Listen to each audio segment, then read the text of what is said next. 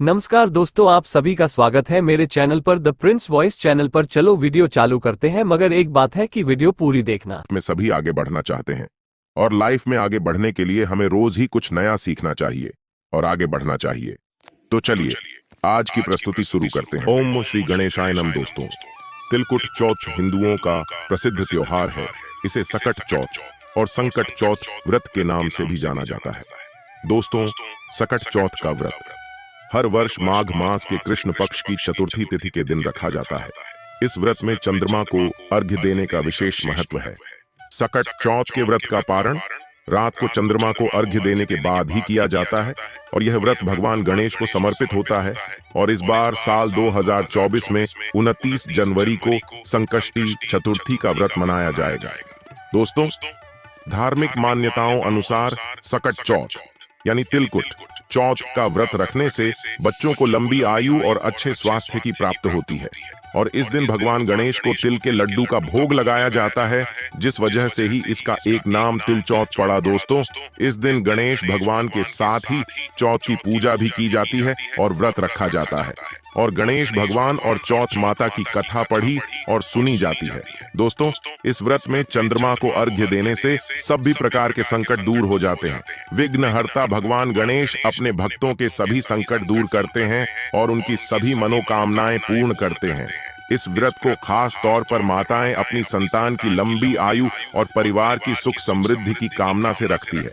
इस व्रत को करने से संतान के ऊपर आने वाले सभी संकट दूर हो जाते हैं। निसंतान महिलाएं यदि इस व्रत को करती हैं तो उन्हें संतान सुख की भी प्राप्ति होती है। दोस्तों, अगर आप भी अपने जीवन में महादेव और गणेश भगवान की कृपा पाना चाहते हैं तो इस वीडियो को लाइक करके कमेंट में हर हर महादेव ओम श्री गणेशाय नमः लिखना ना भूलें। दोस्तों, सकट चौथ के दिन सुबह स्नान करके ध्यान करके भगवान गणेश जी का पूजन किया जाता है। फिर दिन भर व्रत रखा जाता है और शाम को सूर्यास्त के समय स्नान करके एक बार फिर से स्वच्छ वस्त्र धारण किए जाते हैं। फिर गणेश भगवान जी की मूर्ति के पास में एक कलश में जल भरकर रखा जाता है। धूप दीप नैवेद्य लड्डू शकरकंद मौसमी फल गुड़ और घी भग श्री गणेश जी को अर्पित किया जाता है। इसके अलावा भगवान गणेश को दूर्वा पान सुपारी और इलायची का भोग भी लगाया जाता है। आज के दिन कहीं कहीं पर तिलकुट का बकरा भी बनाया जाता है और पूजन करने के बाद उस तिलकुट के बकरे को काट कर उसकी बलि भी दी जाती है। पूजन करने के बाद भगवान गणेश जी की आरती की जाती है, भोग लगाया जाता है, चंद्रमा को अर्घ्य दिया जाता है। उसके बाद में तिलकुट को प्रसाद के रूप में परिवारजनों में बांटकर खुद भी ग्रहण किया जाता है। इस दिन तिलों का गुण का घी का दान करना शुभ फलदायी होता है। वैसे तो सकट चौथ का व्रत है वह निर्जल और निराहार रहकर ही किया जाता है, लेकिन जिनकी सामर्थ्य निर्जला रहने की नहीं है वह भरपूर मात्रा में जल का सेवन करके भी व्रत को रख सकते हैं। और शाम की पूजा करने और चंद्रमा को अर्घ्य देने के बाद मूंगफली का या साबूदाने का सेवन किया जा सकता है। हो सके तो केवल मीठा फलाहार करें। अगर ऐसा करना भी संभव न हो तो फिर सेंधा नमक का सेवन भी आप कर सकते हैं। आज के दिन भगवान श्री गणेश जी के साथ ही पूरे शिव परिवार की पूजा भी करनी चाहिए। ऐसा करने से भगवान भोलेनाथ का आशीर्वाद भी प्राप्त होता है। इस दिन भूलकर भी काले या फिर भूरे रंग के वस्त्रों का प्रयोग नहीं करना चाहिए। पूजा में लाल पीले या हरे रंग के वस्त्रों का प्रयोग करके पूजा करना या व्रत रखना शुभ फलदायी होता है। ऐसे लोग जिन्हें मांस तनाव बहुत ज्यादा रहता होगा उन लोगों को रात को चंद्र देवता को अर्घ भी देना चाहिए। यदि संभव हो तो उपवास भी रखना चाहिए। दोस्तों, चतुर्थी तिथि प्रारंभ होगी 29 जनवरी सोमवार की सुबह 6 बजे से और समाप्त होगी 30 जनवरी मंगलवार की सुबह 8:54 पर। इस दिन सूर्योदय होगा सुबह 7 बजे और सूर्यास्त होगा शाम 6:07 पर। ब्रह्म मुहूर्त का समय रहेगा सुबह 5:35 से 6:02 तक और अभिजीत मुहूर्त रहेगा दोपहर 12 बजे से 1 बजे तक। आज के दिन दोपहर के समय में भी गणेश भगवान की पूजा की जाती है, तो अभिजीत मुहूर्त बहुत ही उत्तम मुहूर्त रहता है। भगवान गणेश जी की पूजा करने के लिए अमृत काल का समय सुबह 11 बजे से 1:32 तक अर्घ दे सकते हैं, अपना उपवास खोल सकते हैं। राहु काल जो कि अशुभ मुहूर्त माना जाता है सुबह 7:30 से 9 बजे तक रहेगा। इस समय यदि आप कोई नया काम शुरू करना चाहते हो तो उसका त्याग करें। राहु काल का समय बीतने के बाद यदि आपको कोई काम शुरू करना चाहिए, नहीं तो राहु काल का समय प्रारंभ होने से पहले भी आप कर सकते हैं। और रात के समय यदि चंद्र दर्शन न हो पाए, आसमान में कोहरा हो, किसी कारण से आप चंद्रमा को न देख पाएं, तो ऐसे में आप क्या करेंगे यह भी जान लीजिए। ऐसे में आप रात के समय पूर्व दिशा की ओर मुंह करके चंद्र देवता का ध्यान करते हुए चंद्र देवता को अर्घ्य दे सकते हैं, पूजा कर सकते हैं। और इसके अलावा आप भगवान शिव के मस्तक पर विराजमान चंद्रमा को देखते हुए भी चंद्रमा को अर्घ्य दे सकते हैं। वहीं दोस्तों, इस दिन सभी लोगों को सकट चौथ के व्रत कथा जरूर सुननी चाहिए, जिसको सुनने मात्र से आपकी सभी परेशानियां पल भर में दूर हो जाएंगी। कथा। मां पार्वती एक बार स्नान करने गई। स्नान घर के बाहर उन्होंने अपने पुत्र गणेश जी को काट कर दिया और उन्हें रखवाली का आदेश देते हुए कहा कि जब तक मैं स्नान कर खुद बाहर न किसी को भीतर आने की इजाजत मत देना। गणेश जी अपनी मां की बात मानते हुए बाहर पहरा देने लगे। उसी समय भगवान शिव माता पार्वती से मिलने आए, लेकिन गणेश भगवान ने उन्हें दरवाजे पर ही कुछ देर रुकने के लिए कहा। भगवान शिव ने इस बात से बेहद आहत और अपमानित महसूस किया। गुस्से में उन्होंने गणेश भगवान पर त्रिशूल का वार किया, जिससे उनकी गर्दन दूर जा गिरी। स्नान घर के बाहर शोरगुल सुनकर जब माता पार्वती बाहर आई तो देखा कि गणेश जी की गर्दन कटी हुई है। यह देखकर वो रोने लगी और उन्होंने शिवजी से कहा कि गणेश जी के प्राण फिर से वापस कर दें। इस पर शिवजी ने एक हाथी का सिर लेकर गणेश जी को लगा दिया। इस तरह से गणेश भगवान को दूसरा जीवन मिला। तभी से गणेश की हाथी की तरह सूंड होने लगी। तभी से महिलाएं बच्चों की सलामती के लिए माघ माह के कृष्ण पक्ष की चतुर्थी को गणेश चतुर्थी का व्रत करने लगी। दूसरी कहानी। एक साहूकार और एक साहूकार नहीं थे। वह धर्म पुण्य को नहीं मानते थे, इसके कारण उनकी कोई बच्चा नहीं था। एक दिन साहूकार ने पड़ोसी के घर गई। उस दिन सकट चौथ था। वहां पड़ोसन सकट चौथ की पूजा करके कहानी सुना रही थी। साहूकार नहीं ने पड़ोसन से पूछा, तुम क्या कर रही हो? तब पड़ोसन बोली कि आज चौथ का व्रत है, इसलिए कहानी सुना रही हूँ। तब साहूकार ने बोली, चौथ के व्रत करने से क्या होता है?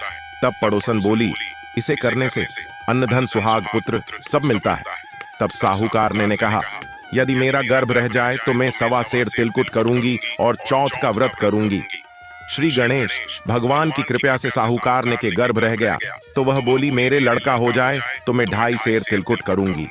कुछ दिन बाद उसके लड़का हो गया तो वह बोली कि है चौथ भगवान मेरे बेटे का विवाह हो जाएगा तो 5.25 सेर का तिलकुट करूंगी।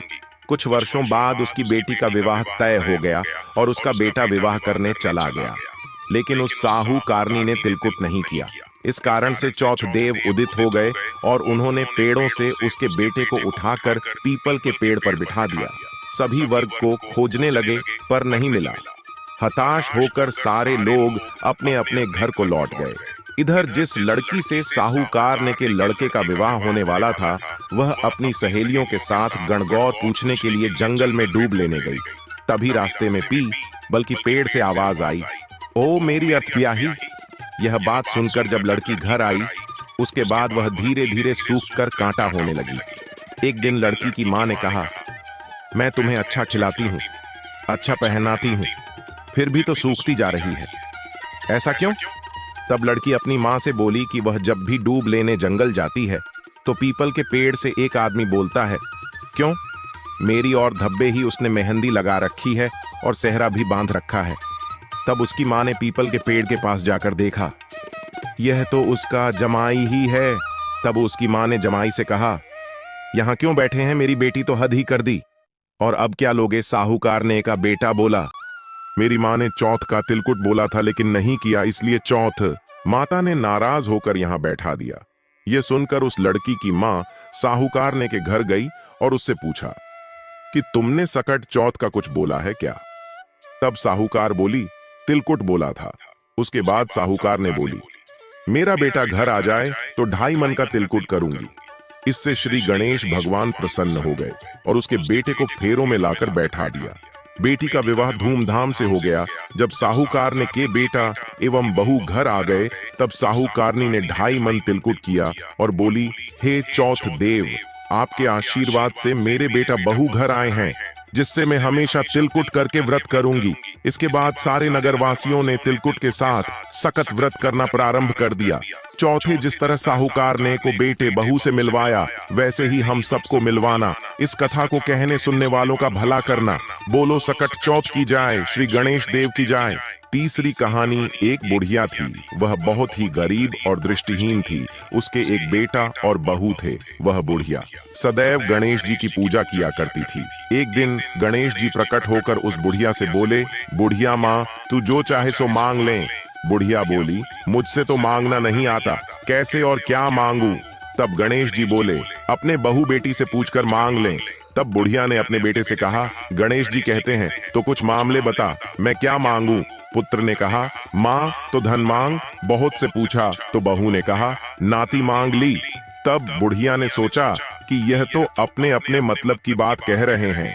अत उस बुढ़िया ने पड़ोसियों से पूछा तो उन्होंने कहा, बुढ़िया तू तो थोड़े दिन जिएगी, क्यों तो धन मांगे और क्यों ना आती मांगे। तू तो अपनी आंखों की रोशनी मांग ले, जिससे तेरी जिंदगी आराम से कट जाए। इस पर बुढ़िया बोली, यदि आप प्रसन्न हैं तो मुझे 9 करोड़ की माया दें, निरोगी काया दें, अमर सुहाग दें, आंखों की रोशनी दें, नाती पोता दें और सब परिवार को दें और अंत में मोक्ष दें। यह सुनकर तब गणेश जी बोले, बुढ़िया माँ, तुमने तो हमें ठग लिया। फिर भी जो तूने मांगा है वचन के अनुसार सब तुझे मिलेगा। और यह कहकर गणेश जी अंतर्धान हो गए। उधर बुढ़िया माँ ने जो कुछ मांगा वह सब कुछ मिल गया है। गणेश जी महाराज, जैसे तुमने उस बुढ़िया माँ को सब कुछ दिया, वैसे ही सबको देना। तो दोस्तों, उम्मीद करते हैं कि वीडियो से आपको लाभ अवश्य होगा। आज के लिए बस इतना ही इस वीडियो में दी गई जानकारी। अगर आपको अच्छी लगी हो तो प्लीज हमारे चैनल मानव जीवन को सब्सक्राइब करें, लाइक करें और हमारे वीडियो में अंत तक बने रहने के लिए धन्यवाद। अगर मेरे चैनल को अभी तक सब्सक्राइब नहीं किए हो तो चैनल को सब्सक्राइब करो। द प्रिंस वॉइस चैनल को लाइक, कमेंट, शेयर जरूर करो।